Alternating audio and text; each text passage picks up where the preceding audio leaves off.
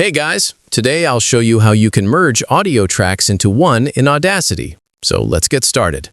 First, open Audacity on your computer. Once it's open, go to the top menu, click on File, then choose Import and select Audio. Now pick all the audio files you want to merge and click on Open. Your tracks will appear as separate layers in the workspace. Next, you need to organize them properly. Go to the Select menu and click on All so every track is highlighted. After that, go to the Tracks menu, click on Align Tracks, and choose Align End to End. This will place each track one after another so they play in sequence.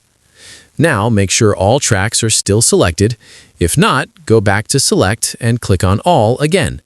Then, head over to the Tracks menu, click on Mix, and select Mix and Render. This will combine all your audio tracks into a single track.